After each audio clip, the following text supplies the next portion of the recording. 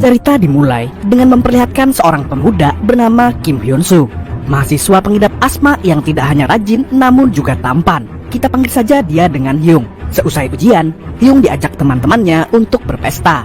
Namun Hyung menolak karena harus mengejarkan tugas kelompok. Namun saat malam, tiba-tiba tugas kelompok ditunda, membuat Hyung berniat ikut pesta dengan menggunakan taksi ayahnya secara diam-diam. Kirain mahasiswa kesayangan dosen, ternyata badung juga si Hyung. Saat Hyung sedang berhenti di lampu merah, tiba-tiba seorang gadis cantik bernama Gokhwa masuk begitu saja. Karena namanya cukup susah, mari kita panggil Uwa saja. Hyung sudah menjelaskan bahwa taksi sedang tidak beroperasi, namun Uwa tidak mau keluar. Hyung dengan terpaksa mengantarkan Uwa yang ternyata tidak seburuk pikiran Hyung. Keduanya menikmati momen bersama, hingga secara tak sengaja Hyung menabrak salah satu mobil yang sedang parkir di dekat rumah Uwa. Beruntung pria pemilik mobil tidak marah dan menyuruh keduanya pergi. Hyung mampir ke rumah Uwa yang tinggal sendirian sejak kematian ibunya. Uwa sempat mengajak salah satu temannya untuk tinggal bersama, namun terjadi pertengkaran hebat yang membuat mereka berpisah. Setelah bercerita, Uwa minum minuman perasa dan nyimeng sambil bermain pisau bersama Hyung. Karena sudah teler, secara tidak sengaja Hyung melukai tangan Uwa dengan pisau. Kemudian keduanya beradu mekanik karena sama-sama merasa gerah hingga tertidur. Saat Hyung terbangun dengan full senyum, dirinya terkejut melihat Uwa yang sudah tidak bernafas dengan luka tusuk di punggungnya. Diselimuti perasaan takut dan panik, Hyung langsung keluar menuju mobil taksinya. Namun kunci mobil tertinggal di dalam rumah Uwa. Hyung terpaksa masuk kembali untuk mengambil kunci dan menghilangkan jejak beserta barang bukti. Tanpa Hyung sadari, ada pria tua yang melihat perbuatannya. Hyung kabur dengan mobil taksi, namun sialnya malah bertemu polisi yang sedang bertugas memeriksa pengendara mabuk. Hyung yang menolak untuk tes urin terpaksa harus ikut polisi ke kantor untuk diperiksa. Namun sebelum itu, Hyung dan polisi pergi memeriksa TKP pembunuhan yang ternyata adalah rumah Uwa. Berita kematian Uwa diketahui pihak kepolisian dan detektif Sang Beom, yang akan kita singkat Sangbo, menjadi penanggung jawab kasus ini. Pemeriksaan TKP telah dilakukan untuk mengetahui ukuran dan bentuk senjata yang dipakai. Karena kasus ini terlihat seperti ulah psikopat dan tingkah Hyung terlihat aneh, polisi mencurigainya dan dilakukan pemeriksaan lebih lanjut hingga polisi menemukan pisau di jaket milik Hyung. Hyung ditangkap atas kasus pemerkosaan dan pembunuhan. Di sisi lain, ayah Hyung baru menyadari mobil taksinya tidak ada dan menelpon Hyung terus-menerus. Saat ini, Hyung masih melakukan pemeriksaan dan diinterogasi. Meskipun Hyung sudah menceritakan kejadian yang sesungguhnya, Hyung tetap dianggap berbohong karena tidak mengaku sebagai pembunuh. Sementara semua bukti menunjukkan bahwa Hyung bersalah. Shin Jung Han yang akan saya sebut pengacara Shin. Pengacara Shin datang ke kantor polisi untuk menemui kliennya. Namun, tak sengaja dia melihat Hyung yang sedang galau. Hati pengacara Shin terketuk dan menawarkan diri untuk menjadi pengacara Hyung. Hyung diberitahu untuk dilarang membicarakan kasusnya kepada semua orang, kecuali pengacara Shin, agar tidak terjadi bumerang saat persidangan nanti. Saat ini, tim kepolisian mencari informasi dari berbagai saksi dan mengirimkan tim forensik untuk mencari petunjuk. Kabar kematian Uwa akhirnya sampai ke Pap Spil yang merupakan ayah tiri Uwa. Dulunya, Pap Spil menikah dengan ibunya Uwa, namun pernikahan itu tidak bertahan lama. Namanya kok aneh sih Pap Spil, susah saya nyebutnya. Polisi mendatanginya untuk meminta persetujuan otopsi. Kedua orang tua Hyung telah datang untuk menemui anaknya. Hyung mulai menceritakan semuanya, dan tanpa disadari, perbincangan mereka telah direkam. Pengacara Shin kembali ke kantor polisi dan menyadari semua perbincangan Hyung bersama orang tuanya telah direkam. Kejadian ini membuat pengacara Shin marah besar karena Hyung tidak mendengarkannya. Saat sedang duduk menenangkan diri, seorang reporter wanita berusaha mencari berita terbaru dengan menanyai pengacara Shin. Namun, pengacara Shin tidak mau mengatakan apa-apa dan pergi begitu saja. Tak ingin menyerah, reporter wanita ini pun membujuk polisi demi mendapatkan berita terbaru. Akibatnya, kasus Hyung terekspos di publik, hingga akhirnya kasus ini diserahkan ke kejaksaan. Surat perintah penangkapan telah keluar dan menjadikan Hyung sebagai terdakwa. Polisi datang ke rumah Hyung untuk melakukan penggeledahan dan penyitaan. Semua bukti dan saksi yang ada sangat cukup untuk mendakwa Hyung.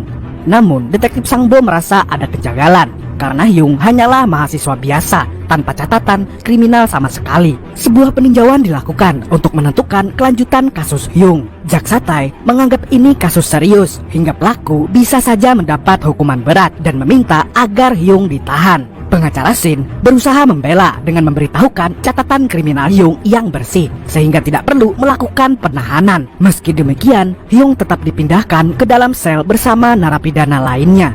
Di sisi lain, seorang napi yang bernama Doji Tai, kita sebut saja dia Doji, menyelundupkan narkoba ke dalam penjara. Namun ini menjadi aksi penyelundupan terakhirnya karena dokter yang bekerja sama dengannya akan dipindahkan. Para tahanan baru diperiksa mulai dari ujung kaki hingga kepala. Setelah itu, para tahanan masuk ke dalam selnya masing-masing. Hyung satu sel dengan Park Jung dan Bono yang selalu bersikap aneh, diakibatkan kecemasan dan ketakutan. Di tempat lain, pengacara Shin menemui orang tua Hyung untuk membicarakan kasus putranya. Menyewa pengacara tentu membutuhkan banyak biaya, sedangkan kondisi ekonomi orang tua Hyung sedang tidak baik hingga tak mampu membayar pengacara. Namun siapa sangka pengacara Shin memotong biaya jasanya meski masih tetap mahal. Di dalam penjara tentu dipenuhi dengan kekerasan. Ternyata selama ini Bono selalu mendapatkan kekerasan dari geng Baekho, terutama anggotanya yang bernama Park Dusik. Kita sebut saja Dusik. Selain geng Baekho, penjara ini memiliki narapidana kuat dengan julukan singa dari penjara utara yang dimiliki oleh Doji. Di apotek, Hyung tidak hanya membeli obat untuk dirinya sendiri, namun membeli pereda nyeri untuk Bono. Namun, tindakan baiknya malah membuat Hyung terlibat dalam masalah dengan Dusik. Dusik yang akan melukai Hyung membatalkan niatnya setelah menyadari Doji sedang mengawasi. Berita Hyung telah menyebar luas dengan tuduhan pemerkosaan dan pembunuhan. Kedua orang tua Hyung sangat terpukul. Berita ini pun sudah sampai ke dalam penjara dan membuat Hyung menerima perlakuan yang tidak baik. Di sisi lain, pengacara Shin berusaha membantah bahwa semua ini adalah tuduhan palsu karena belum ada bukti langsung yang mampu membuktikan Hyung sebagai pembunuh. Berita kasus ini sampai ke telinga pengacara terkenal Park Mi-kyung yang sangat tertarik menangani kasus Hyung. Di penjara, Doji memanggil Hyung untuk menemuinya. Doji terlihat tertarik dengan Hyung dan menawarkannya bantuan jika Hyung membutuhkannya. Sementara itu, pengacara Park Mi-kyung bertemu dengan orang tua Hyung dan akan membantu kasus tanpa dipungut biaya hingga membuat pengacara Shin harus mundur kembali ke penjara. Hyung heran melihat tahanan bisa menjual rokok di penjara. Park Jung memberitahu Hyung bahwa di penjara ini ada 3 transaksi ilegal, yaitu ponsel, rokok, dan narkoba. Namun hanya orang berkuasa yang bisa melakukan transaksi. Dan ternyata Doji adalah orang yang mengendalikan semuanya. Napi yang menjual rokok tanpa izin Doji maka akan kehilangan tangan atau kaki. Saat tengah malam, Hyung sangat terkejut karena Bono, teman satu selnya, bundir. Hyung yang sangat takut dengan semua kegilaan di penjara berusaha melarikan diri. Namun ini tentu tindakan yang bodoh. Hyung berakhir di dalam sel isolasi. Begitu pula dengan Dusik yang menjadi penyebab kematian Bono. Sejak kejadian ini, Dusik sangat membenci Hyung. Hari telah berganti dan Hyung dibawa oleh Sangbo ke kejaksaan untuk melakukan tes poligraf, sebuah tes yang dilakukan untuk mendeteksi kebohongan. Namun, karena semua sudah direncanakan, apapun hasil tes poligraf akan sangat menguntungkan mereka untuk memberatkan Hyung. Kabar ini sampai kepada pengacara Shin, namun yang menangani kasus saat ini adalah pengacara Park Mi-kyung. Karena sedang rapat, Seo Sujin panggil saja Sujin yang akan dikirim untuk menanganinya. Ternyata, sebelum melakukan tes, Hyung sengaja dipertemukan dengan mayat Ua yang sudah diotopsi. Bahkan saat tes berlangsung, alat nebulizer yang sangat penting untuk penderita asma sengaja dijauhkan dari Hyung. Pengacara Shin yang melihat kegilaan ini menyuruh Sujin menghentikan tes karena telah melanggar undang-undang bahwa orang yang mempunyai gangguan pernafasan dilarang melakukan tes ini. Di penjara, Dusik sangat marah kepada Hyung karena menganggap Hyung penyebab dirinya masuk ke dalam sel isolasi. Di hari pemakaman Ua, pengacara Shin datang mengamati orang-orang terdekat. Pengacara Shin berusaha mencari bukti dan menemukan fakta bahwa obat yang biasa dikonsumsi Ua beserta klinik langganannya. Shin menyamar ke klinik dengan berpura-pura mencari obat untuk kakinya. Di sini, pengacara Shin menanyakan obat Ua yang mengandung narkoba. Karena fakta ini bisa membuat klinik ditutup, maka dokter memberikan dokumen berisi semua resep UA. Di waktu bersamaan, persidangan Hyung dimulai. Namun, karena kurangnya komunikasi dan pemahaman kasus, pembuat pengacara Park Mi-kyung mati kutu. Akibatnya, hakim memutuskan melakukan penahanan kepada Hyung. Selesai persidangan, pengacara Shin menjual resep yang didapatkannya kepada Soo-jin. Setelah melihat dokumen resep UA, pengacara Park Mi-kyung segera menemui jaksa Tai, memberikannya dan mengancam bahwa ini akan mempermalukan korban. Jaksa Tai tidak kehabisan akal. Dia membuat kesepakatan. Hyung hanya akan dipenjara 10 tahun jika mengaku sebagai pembunuh. Kasus Hyung sangatlah berat dan akan sangat sulit untuk lolos dari hukuman seumur hidup. Bahkan bisa saja dijatuhi hukuman mati. Oleh karena itu, pengacara Park Mi-kyung membujuk Hyung untuk mengaku sebagai pembunuh dan hanya akan dipenjara 10 tahun. Namun jika Hyung menjadi tahanan teladan, akan bebas 4 tahun lebih awal. Namun saat pengadilan berlangsung, Hyung masih tak mau mengaku sebagai pembunuh. Pengacaranya sangat marah dan merasa dikhianati. Di penjara, Hyung langsung disambut Dusik dan dipaksa agar membelikan rokok. Karena setiap pembelian rokok dibatasi, sehingga Hyung hanya bisa mendapatkan 2 bungkus. Membuat Dusik sangat marah, karena yang diinginkannya adalah 3 bungkus rokok. Dusik sampai menelpon ayahnya untuk meminjam uang. Saat Hyung sudah menepati hutangnya, Dusik tetap tidak puas dan menghajar Hyung hingga Doji melihatnya.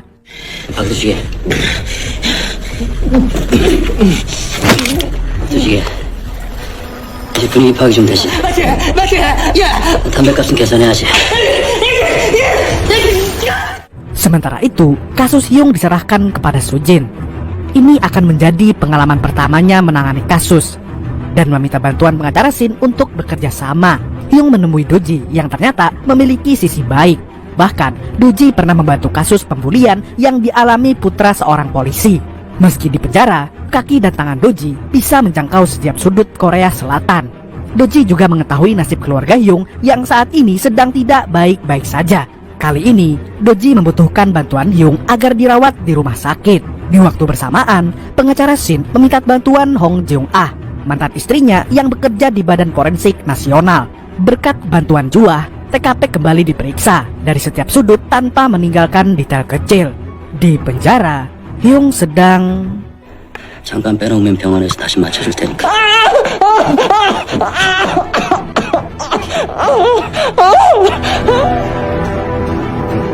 이걸로 진행되면 평생 고생합니다. 신호 가시고 찾아 아프실 거예요. 자, 이 오른팔은 무리하시면 안 돼요. 붕대 감고. Hyung yang telah kembali ke penjara dengan perban ditemui Doji yang langsung mengambil perbannya. Ternyata perban Hyung dipakai untuk menyelundupkan narkoba ke dalam penjara. Di tempat lain, Sang Bo melakukan penyelidikan di setiap jalan yang Hyung lewati. Sementara jaksa Tai sedang makan malam dan meminta bantuan temannya di BFN untuk membuat bukti langsung terhadap pembunuhan. Hari persidangan tiba. Berbeda dengan sidang-sidang sebelumnya, sidang kali ini menghadirkan beberapa orang yang menjadi juri untuk memberikan penilaian yang bisa menjadi pertimbangan hakim.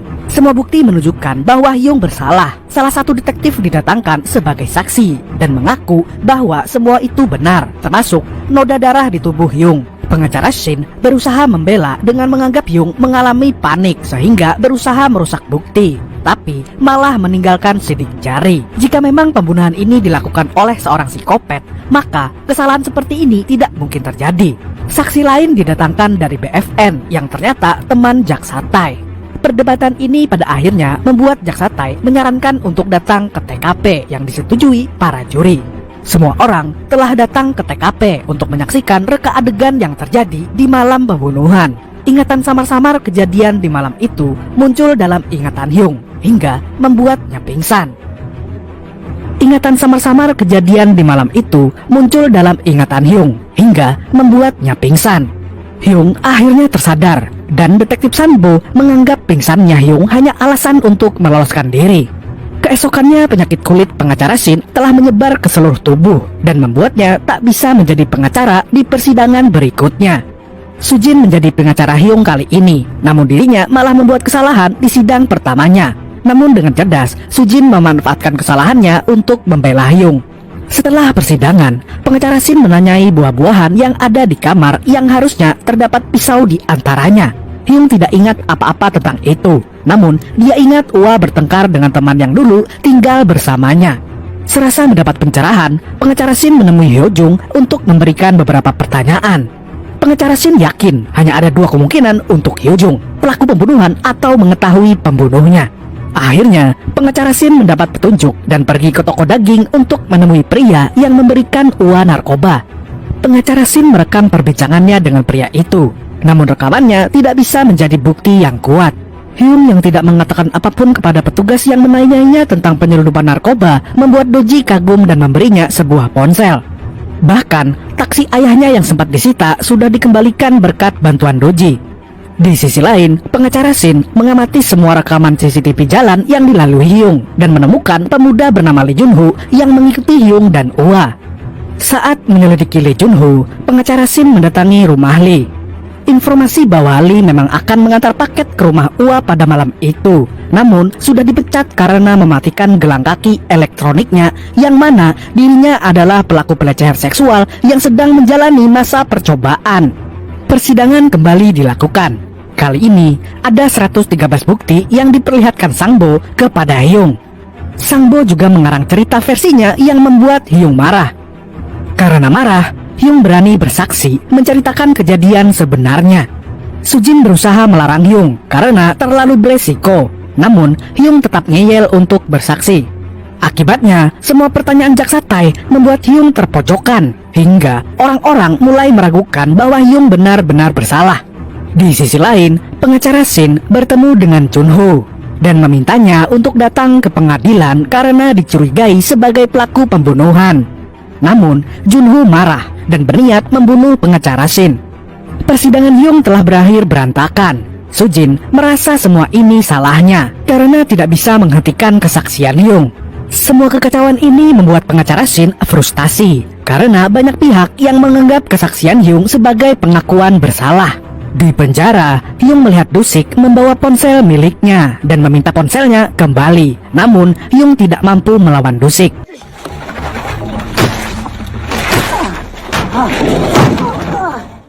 Setelah sidang terakhir, Hyung selalu dijauhi dan diasingkan oleh napi lain.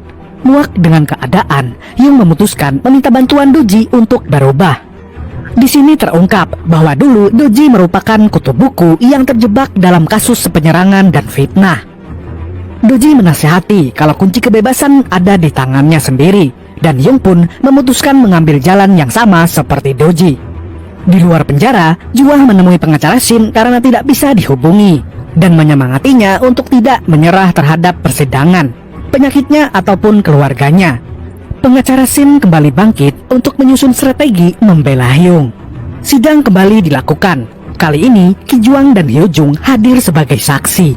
Terungkap bahwa Ki Juang dan Hyojung merupakan sepasang kekasih yang memberikan narkoba kepada Ua. Namun, terjadi cinta segitiga namun Hyojung dan Ki Juang bukanlah pelaku pembunuhan. Seusai persidangan, Hyung kembali menjalani kehidupan di penjara dengan cara berbeda. Bahkan dirinya mulai berlatih tarung dengan Doji.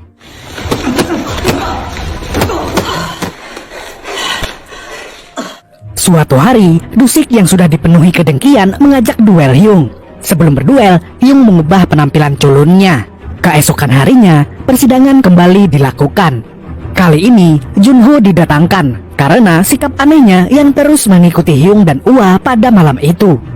Monitor pergelangan kaki Junho juga mati selama 1 jam yang membuat semua makin mencurigakan. Di persidangan berikutnya, Juah didatangkan untuk memberikan pemaparan sebagai ahli forensik. Terungkap bahwa pintu belakang rumah Ua rusak, sehingga seseorang bisa saja masuk dari sana. Terlebih, senjata pembunuhan juga belum berhasil ditemukan.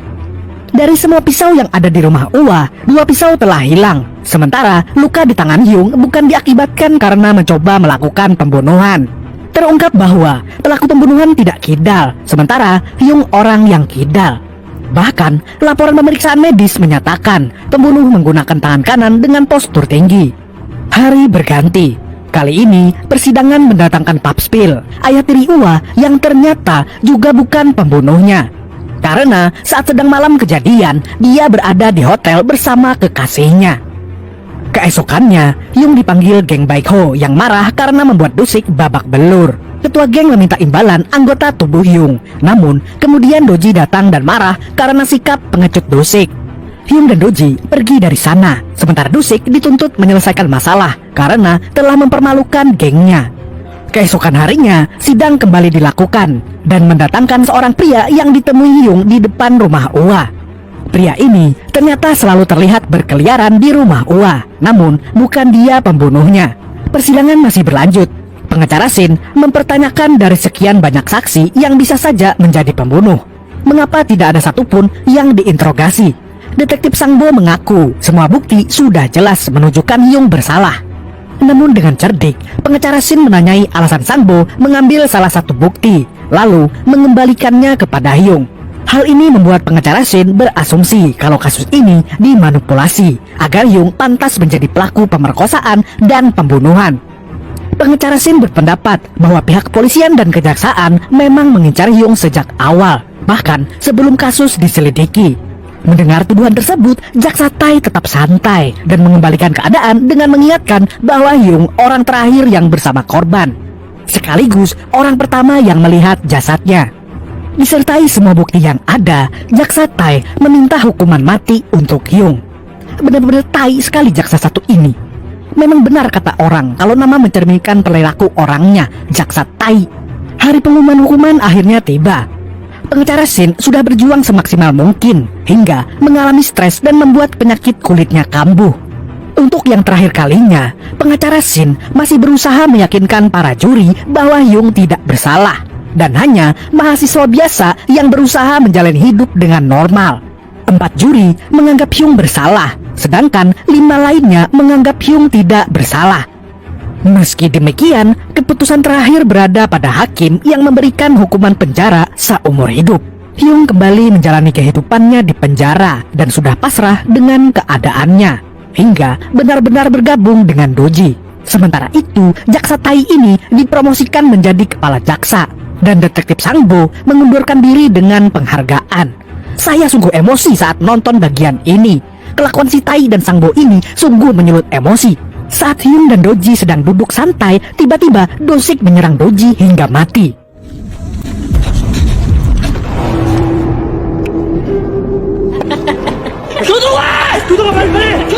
Kematian Doji membuat Hyung sedih karena ditinggal satu-satunya orang yang dekat dengannya di penjara. Di tempat lain, ternyata pengacara Shin masih berusaha mencari bukti bahwa Hyung tidak bersalah. Shin menemui pria yang mobilnya ditabrak Hyung dan mendapati bahwa mengaku semua foto milik pria ini sudah disita kepolisian. Pengacara Shin meminta bantuan teman polisinya untuk mengambil foto dan berkas di kepolisian. Pengacara Shin akhirnya menemukan riwayat panggilan dan foto mencurigakan yang mengungkap fakta bahwa ternyata pembunuh sebenarnya adalah dokter yang pernah ia temui saat itu. Temuan ini diberikan kepada detektif Sambo yang memanggil si dokter untuk diwawancara. Terungkap bahwa motif pembunuhan karena balas dendam akibat Ua yang mengakhiri hubungan perselingkuhannya dengan Ua. Pada akhirnya, pelaku pembunuhan yang sebenarnya ditangkap dan Hyung akhirnya dibebaskan dari penjara. Kebebasan Hyung disambut hangat oleh keluarganya. Sementara pengacara Shin masih melanjutkan pekerjaannya sebagai pengacara. Ya iyalah kan pengacara. Saat sedang mengunjungi kantor polisi, dia melihat seorang gadis yang sepertinya bernasib sama seperti Hyung, dan ia menawari jasanya. Tamat.